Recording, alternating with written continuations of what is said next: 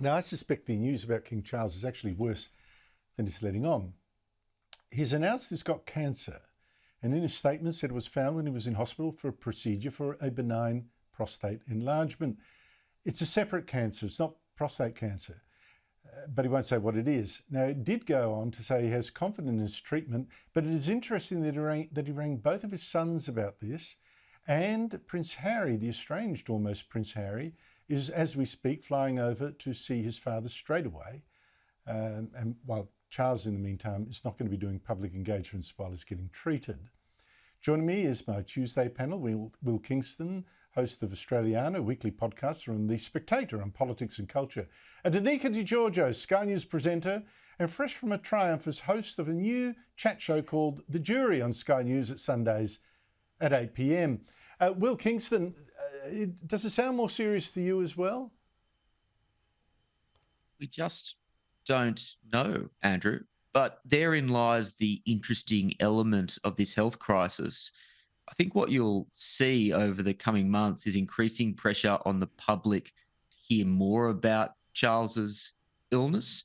You know, we live in a society today which demands transparency, which demands, touchy-feely sentimentality and the sharing of feelings. That's at odds with, say, the Queen's old stoicism.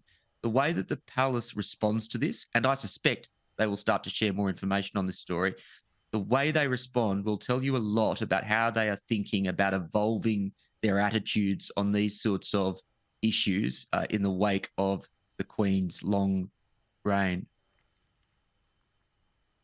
There is a family tradition, and not all of it good, of course. King Charles's grandfather, the public wasn't told that he had lung cancer. The public wasn't told that his mother had bone cancer. People suspected, but they weren't told. What do you make of all this, Danica? Well, don't forget, the monarchy is notoriously private. As you mentioned, this is the way that they have always been. But I do think it is a concern that they have come out point blank and said that, in fact, it is cancer. One of the most telling signs, I believe, that this is more serious than they're letting on is the fact that Prince Harry has gotten on a plane very urgently and flown to the US, from the US to London. Harry has not had a face-to-face meeting with his father since the Queen died. He hasn't exactly jumped on a plane wanting to go and see them in recent years. So I think that in itself is particularly telling, and we should also wait and see how long he stays there for. If he's only there for a few days, maybe we can breathe a sigh of relief. But you've got to feel for King Charles. He waited his entire life. He waited 70 years to be monarch, and this is a complete shock. But we also know, of course, Princess Kate has been in hospital, so it's been a real rough trot for the monarchy. I'll jump in there, Andrew. I don't think we can read too much into Harry's play. We know that they are incredibly calculating about PR. He knows he'd be crucified, absolutely crucified, if he was, and seemed to be uncaring if he didn't do this. So I actually don't think that actually is insightful in and of itself. I think it could very well just be a calculating PR move. We shall see. That's a good point too. But it does put the focus on Prince William as the next in line for the throne. So I should imagine, I think he's ready myself. I think he's just about as ready as anyone can be. Yeah. Danica, today in the Victorian Parliament, 6 Labor MPs boycotted the reading out of the Lord's Prayer. That's usually to start Parliament. They entered only after it had been read, and they included, of course, my own local MP, Paul Mercurio from Strictly Ballroom. Shame on you, Paul. The reading of the Lord's Prayer, though, Danica, they think bringing Christianity into this is divisive or whatever. Your response? Well, now Christianity is apparently divisive. Andrew, everything is divisive in this generation. Everything offends people, everything upsets people. It's also worth pointing out that the MPs staged this stunt because of the comments that the Pope made calling to ban surrogacy. I mean, for goodness sake, you don't have to agree with what the Pope said. I don't agree with what the Pope said, but is it going to make me late for work? Is it going to make me not rock up and do my job properly? No, of course not. They are adults. They are elected members of Parliament. Go in and do your job.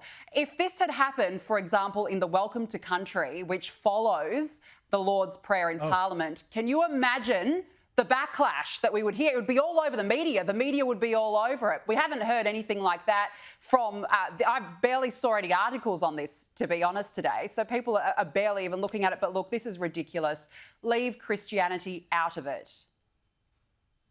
Plus, of course, Will, the Pope does not speak for Methodists and Anglicans and Presbyterians and go down the list, Baptists, go down the list. I mean, seriously, what is this stupid stunt?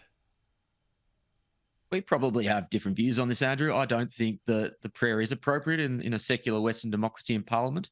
But because of that, I'm not going to run off this show in a huff and boycott it in this childish manner.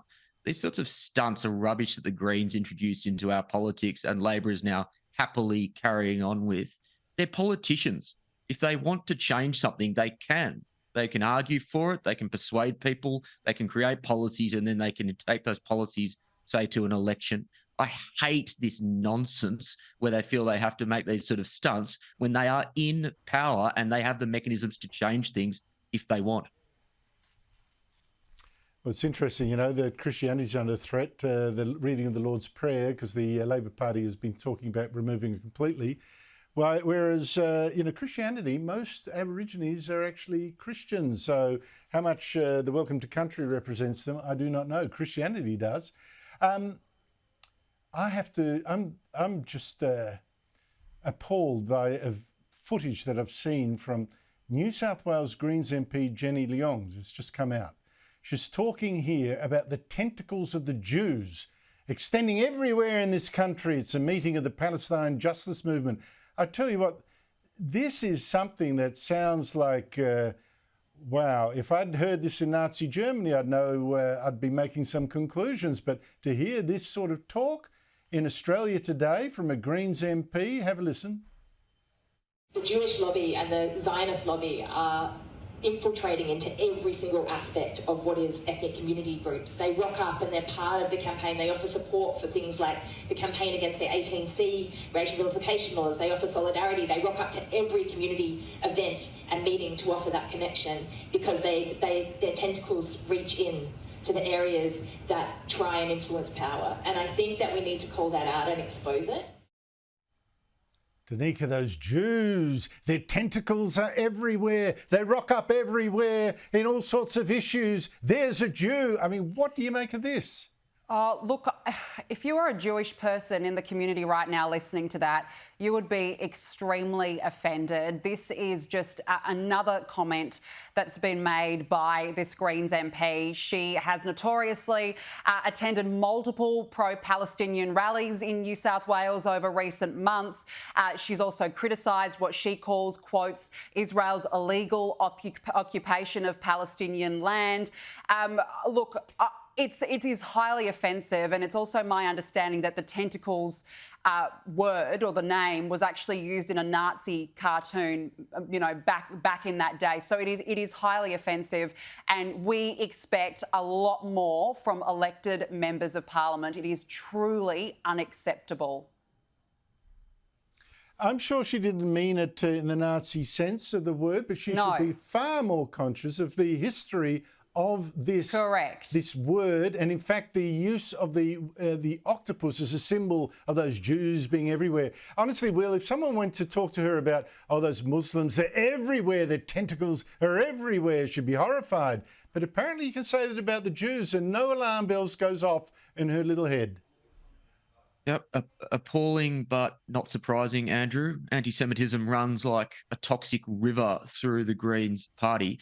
The interesting thing about that video for me is notice how she put the Jewish lobby and the Zionist lobby in the same breath.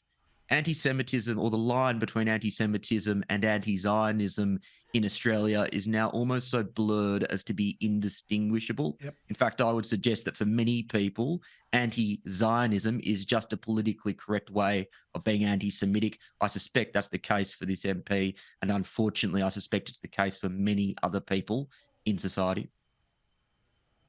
Well, I'm hoping that Jenny Leong doesn't mean that at all, that she, like I say, she's just purely ignorant, willfully, stupidly ignorant. and will apologise. I think an apology would actually set a lot of minds more at rest, that she could use that kind of charged language. And I expect she will hear from them. In fact, she can come on the show tomorrow and say how sorry she really is that she didn't mean it. That would be very good. Will Kingston, Danica De Giorgio, thank you both so much for your time.